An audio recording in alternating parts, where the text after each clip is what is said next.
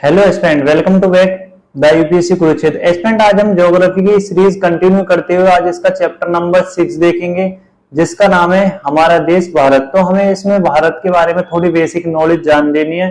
हालांकि आने वाली बड़ी बड़ी एनसीईआरटी में और आपको ये काफी अच्छा चैप्टर मिलेगा, बट यहाँ थोड़ी सी बेसिक है, वो हम जान लेते हैं। तो चलो स्टार्ट करते हैं। तो सबसे पहले यहाँ स्टार्टिंग में लिखा हुआ है, जैसे कि जब भारत के आप उत्तर में आओगे ना, तो हिमालय के ऊंचे ऊंचे आपको शिखर मिल जाएंगे। पश्चिम में अरब सागर मिल जाएगा, ठीक है। जैसा कि यहाँ तो आपको उत्तर में तो ये पहाड़ वगैरह मिल जाएंगे, ठीक। पश्चिम में आपका अरब सागर है इस जगह, और जब आप पूरब में देखोगे तो बंगाल की खाड़ी है, वो आपकी यहाँ है, ठीक है।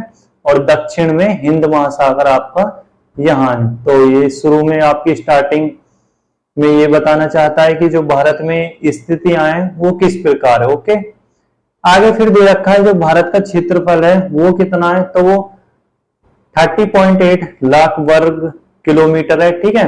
और यदि उत्तर में लद्दाख से लेकर दक्षिण तक, इसका मतलब यहां तक, ठीक है, उत्तर से लेकर दक्षिण कन्याकुमारी तक, तो लगभग 100 किलोमीटर है, ठीक है। और तो ये भारत की थोड़ी स्थिति थी। यहाँ बता रखा है भारत में मतलब मरुस्थलीय भी है, उत्तरी मैदान, ठीक है, पठार, तटीय भाग, तो ये सब है, ठीक है। तो ये आप यहाँ जरूर नोट कर लेना, ठीक है। और यहाँ फिर एक स्थिति देखनी है, तो उत्तरी गोलार्ध में स्थित है, ठीक है। तो ये आपका जैसे मान लिया ग्लोब है, तो भारत कहाँ है आपका, इस वाले क्षेत्र में है, ठीक है। तो उत्तरी गोलार्ध में स्थित है। और कर्क रेखा भी भारत से गुजरती है, जैसा कि आप जानते हो 8 राज्यों से होकर जाती है। कौन कौन से?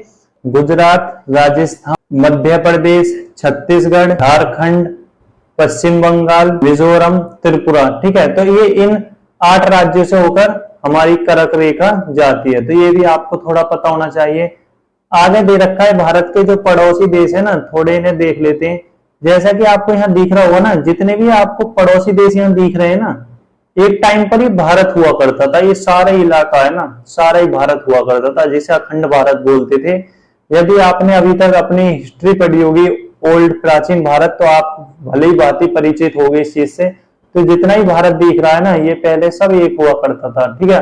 बात करनी है पड़ोसी देश की, क्योंकि अब सब अलग हो चुके हैं। तो यहाँ पाकिस्तान, अफगानिस्तान, नेपाल है, ठीक है, भूटान है, बांग्लादेश, म्यांमार, तो ये सब है, ओके। राजनीतिक स्थिति में ये थोड़े इन्होंने राज्यों के नाम दे रखे हैं, तो ये आप अपने हिसाब से देख सकते हो इन्हें, ठीक। तो इसमें कोई ज्यादा बड़ा वो था नहीं। और भारत का भौतिक ये आप देख सकते हो, यहाँ पहाड़ों के बारे में ये सब देखना है आपको। यहाँ आपको पहाड़ों के बारे में भी देखना है, ठीक है। गंगा तंत्र, अलावली पर्वत, ओके। तो मैप को भी एक बार आपको जरूर बना लेना, ठीक है। अब यहाँ से देखते हैं भौतिक विभाजन, जो भारत का भौतिक विभाजन वो कैसा है।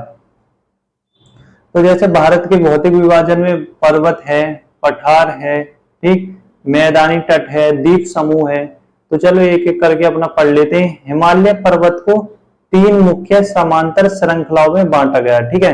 तो सबसे उत्तर श्रृंखला को वृहद हिमालय, ठीक है, या फिर प्राचीन हिमालय इस नाम से भी जानते हैं, ठीक है। और इसी श्रृंखला में विश्व की सबसे ऊंची शिखर भी है, ठीक है। और मध्य हिमालय ये आपका दक्षिण में स्थित है, ठीक है। जो हिमालय का दक्षिण है ना, उसमें उत्तरी मैदान है, ठीक है। तो उत्तरी मैदान कहाँ आपका, जैसे उत्तर प्रदेश, दिल्ली, हरियाणा, तो ये सब उत्तरी मैदान है। तो ये उत्तरी मैदान कैसे बना? जब यहाँ नदियां बहती थी, जैसे सिंध, गंगा नदी, ब्रह्मपुत्री, तो ये अपने साथ मिट्टियों को भी खींच लाई, जिससे वहां एक समतल जगह बन गई और वहां मैदान का निर्माण हो गया, ठीक है। तो यही बात यहाँ लिखी गई है। ये मैदान समतल तथा सपाट है। ये मैदान सिंध, गंगा, ब्रह्मपुत्री तथा इसकी सहायक नदी द्वारा लाए गए निक्षेपों से बनी है, ठीक है।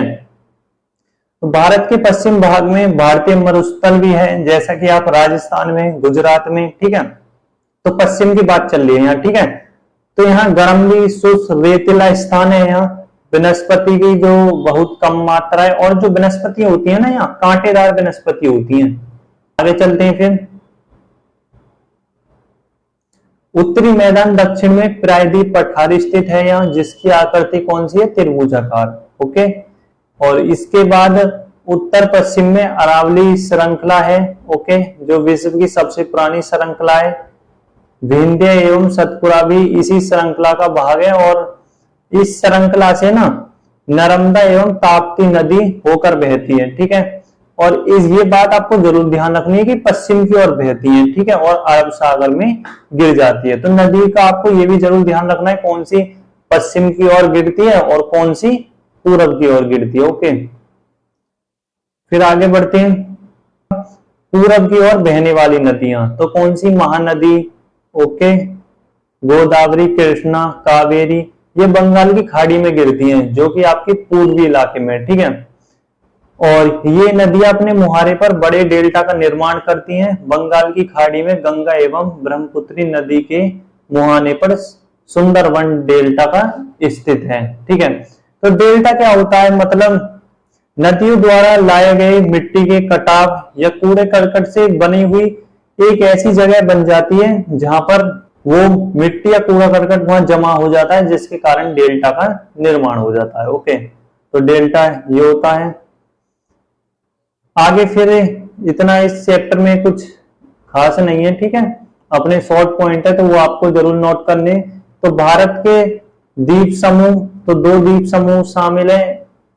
लक्षय द्वीप समूह ये अरब में स्थित है, ठीक है। अंडमान एवं निकोबार द्वीप समूह ये भारत के दक्षिण पूर्वी बंगाल की खाड़ी में स्थित है, ठीक है। तो आपको बस इस चैप्टर में ज्यादा कुछ नहीं था, तो थोड़ा बेसिक था, तो इसके आप एक पेज पर केवल नोट्स बना सकते हो आप, ठीक है।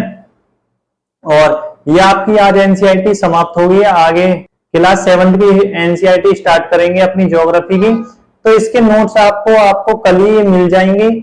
तो एक सेपरेट ही वीडियो में आपको बताया जाएगा कि नोट्स कैसे बनाए। हालांकि अब तक आप सीख गए होंगे कि नोट्स कैसे बनाते हैं, उसमें बताया जाएगा, और पर्सनली हमारे नोट्स भी दिखाए जाएंगे कैसे, और भी टेलीग्राम पर भी पब्लिक नोट किए जाएंगे, ठीक है। तो आप उन नोट्सों को टेलीग्राम आप ज्वाइन कर सकते हो। जब आप चैनल खोलोगे तो टेलीग्राम का लिंक मिल जाएगा, या फिर आप टेलीग्राम पे सर्च कर लेना यूपीएससी कुरुक्षेत्र, तो आपको टेलीग्राम वहां से ज्वाइन कर लेना और आपको नोट्स मिल जाएंगे। और इसी प्रकार आपकी हिस्ट्री की भी सीरीज कंटिन्यू की गई है, तो आप उसे भी प्लेलिस्ट में देख सकते हो। तो एक बार प्लेलिस्ट को जरूर चेक करना। तो आज के लिए इतना ही। Thank you for watching this video.